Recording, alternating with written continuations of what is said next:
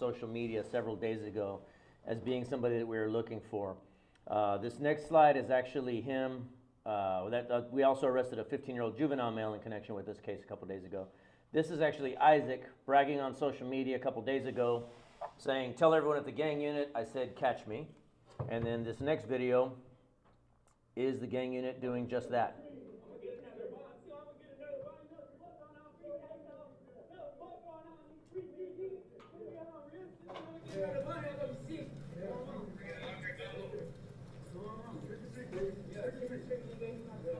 So as you can see, extremely cocky, very confident young man, confident that he's going to take full advantage of the legal system. Let me tell you what it is that put this young man on our radar and why it is that he's such a dangerous criminal. Last year, October 4th of 2022 to be exact, about 12:38 a.m., we received a call in the 11,400 block of Bald Mountain for a report of a shooting. This suspect and the 15-year-old suspect that was involved, that was also arrested in connection with him during this case, they were both juveniles at the time. Obviously, this gentleman now is an adult, considered an adult.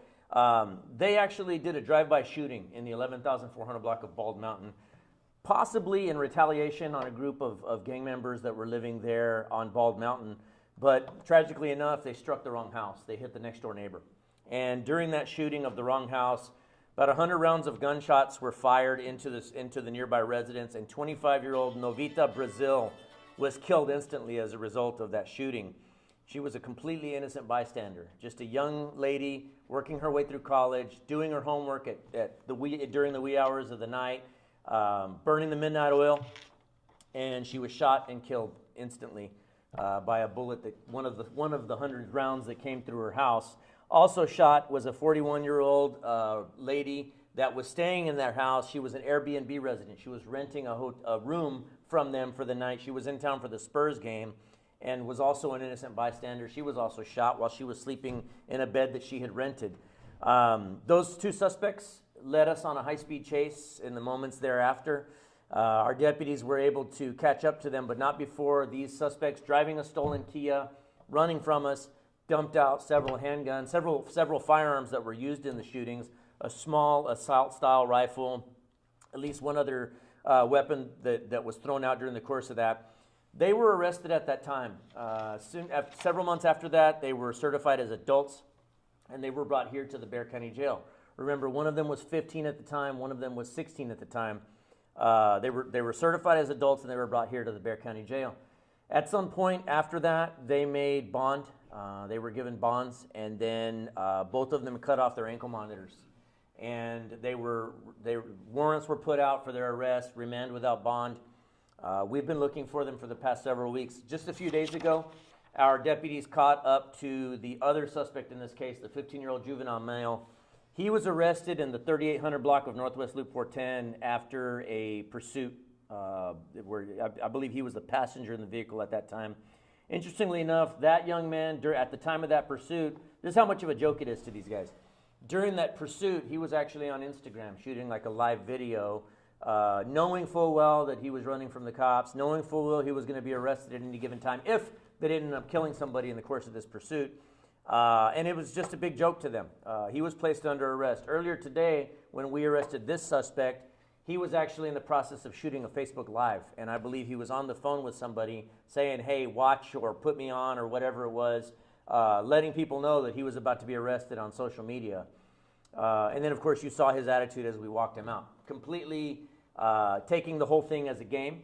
Again, what brought us here is they killed an innocent young lady, a 25-year-old woman that was just living her life, pursuing her degree, and these two jackwagons took her life, and of course now they've placed so many other people at risk, and I'm proud of the first responders that took them both into custody. Esta tarde nosotros arrestamos a este sospechoso, Isaac González, a causa de un homicidio que ocurrió el día 4 de octubre del 2022. Se aparenta que ellos intentaron de cometer un tiroteo en una casa en Bald Mountain.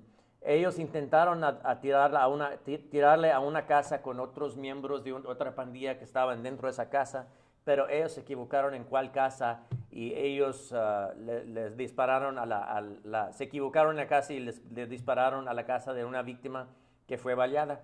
Una mujer de 25 años de edad, Novita, Brasil, ella fue baleada una vez y falleció instantáneamente ahí en la escena de los hechos. Ya nosotros logramos perseguir los sospechosos esa noche y los pescamos, los arrestamos. Los dos eran juveniles al momento del arresto. Fueron certificados como adultos y ya entraron a esta cárcel. Ya les dieron fianza, ellos lograron salirse. Ellos tenían pulseras electrónicas, ellas se las cortaron y ya ellos huyeron de la ley. Hace cuantas semanas salieron con órdenes por su arresto y hace unos cuantos días arrestamos al otro sospechoso, un joven de 15 años de edad, el otro sospechoso en este caso. Lo arrestamos sin incidente, pero él estaba en las redes sociales al momento que lo arrestamos, estaba haciendo un video en vivo cuando lo arrestamos. Él lo estaba tratando como un juego. Esta tarde nosotros arrestamos a este otro sospechoso, pero no antes que él también puso amenazas en las redes sociales, como haciendo burla que diles a los oficiales de la pandilla, de la unidad antipandillas que me pesquen. Pues hoy día lo pescamos y él en esos momentos también estaba haciendo un video en vivo cuando lo arrestamos. Y pues ya ve que él está tomando todo como un chiste, pero ahora se está enfrentando con cargos serios a causa de esto. Any questions? Sí, I saw that he was charged with murder. Is he getting tried as an adult? Oh, absolutely. We have every intent of doing so. At least that's the hope, right? That part is out of our control. But he was certified as an adult before this incident happened, before he was given a bond, and before he cut off his ankle monitor. You know, as I mentioned, this young man and his partner, the young man, his partner, they have thumbed their nose at the law at every step of the way. I mean, as you can see, this kid went to the back of the patrol car completely defiant and just completely disrespectful. We're going to do everything in our power, although it's not necessarily within our control. We're going to do everything in our power to make sure that he doesn't get a bond for what it is that he's accused of. I mean, he's already committed so much harm upon people, and he's put countless first responders and members of the public at risk just by being out there continuing to do what he does. I'm happy to say he's behind bars tonight, though. ¿Cuántas armas se le encontraron y qué clase de armas? Esa noche, cuando menos dos armas, nosotros logramos agarrar. Las que fueron usadas en el homicidio. Una de ellas era como un mini rifle que se llama un Draco, es como AK-47. Es la que pescamos esa noche. Hoy día, cuando lo arrestamos, él también estaba en posesión de una pistola robada.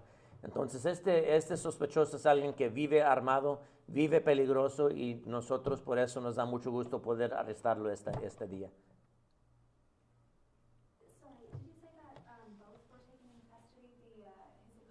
Yes, the accomplice was arrested several days ago.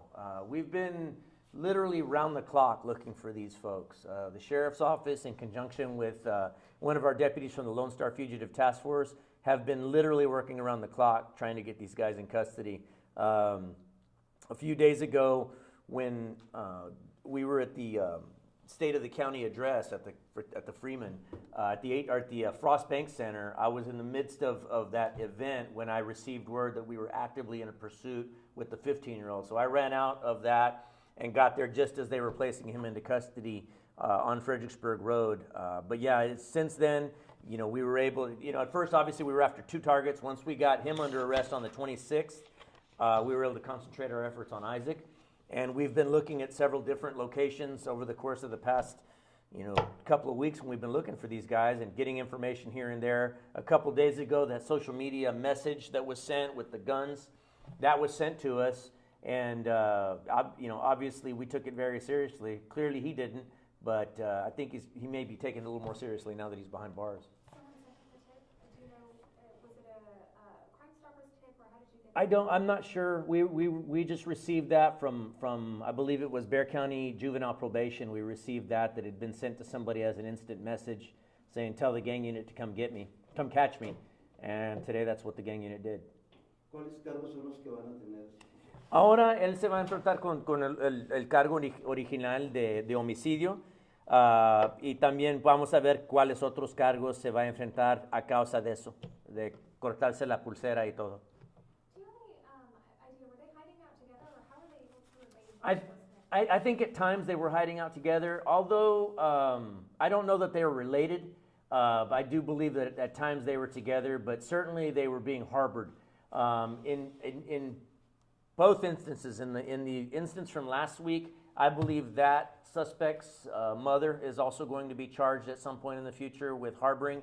And today we arrested his, I think it's his sister, his adult sister, with harboring him. Being that these family members knew we were looking for these people. They absolutely knew we were looking for them. And at times they've been given the opportunity to do the right thing, to protect themselves from facing arrest. And quite frankly, they've gone out of their way to lie to us, to tell, I don't know where he is. I'll call you guys if I see him. And he's been at her apartment for several days now. So we placed her under arrest. I don't have her name handy right now, but certainly we'll be publicizing that later on this evening as we get her magistrated. Are you going to be releasing the name of the 15-year-old? Well, at this point we can't, because he's a juvenile. We can't release his name. But I can tell you they both have the same charges, and those charges are aggravated assault with a deadly weapon and murder, felony 1 murder. Sheriff, can I ask you about just these disturbing trends we're seeing? A lot of crimes involving teenagers, young people in our community. Is this a trend we're seeing, and how's law enforcement, addressing that? Well, crime moves in cycles, and there's the pendulum swings one way, and things get less violent, and then it swings the other, and things get more violent, and unfortunately, it's something that has no rhyme nor reason. Right now, we're seeing the pendulum certainly swing toward the violent way. We've seen it. There's a lot of dangerous adults and youth out there. And the fact is, they can get their hands on a gun just about any time they want. They know exactly how to go out and get guns. These two being perfect examples of that. With that being said, we're absolutely prepared to confront it. It's no secret that we're out enforcing any number of laws. Our gang unit is out. Our organized crime group is out. Our SCORE unit is out. They'll be out tonight. I just ran into some of my deputies from the Fugitive Apprehension unit. Their number one goal tonight is to head out and check on the registered sex offenders in our areas. So we're doing everything we can to cover all bases. But with that being said, yes, we are. Looks like it's going to get. I hate to say it. I hate to sound like the Grim Reaper, but it looks like it's going to get worse before it gets better. We would just certainly ask the public, though, to continue to call us whenever something happens, and we'll be prepared to handle whatever may come along. And just for the victims' families, this obviously is a very devastating situation, but then also to kind of see the way that they're treating the situation. You said a disregard for life. Do you know how the victims' families are doing? I know that Ms. Brazil was a military wife. She was pursuing her college degree. I know that her husband was stationed here at the time of her death, but I don't know what happened to him since then. My hope is that this is able to help him find some form of justice. But again, these are just, in my opinion, bloodthirsty young heathens with no regard for human life. I'm happy that we were able to put him behind bars, but just as we know, he's behind bars. There's a lot out there like him that are still doing their thing. And so we'll continue to do our thing and put him in jail as soon as we can. Okay. Thank you all so much. Thank you, sir. Have a safe Halloween, y'all. Yes, we're going to finish up some things from that.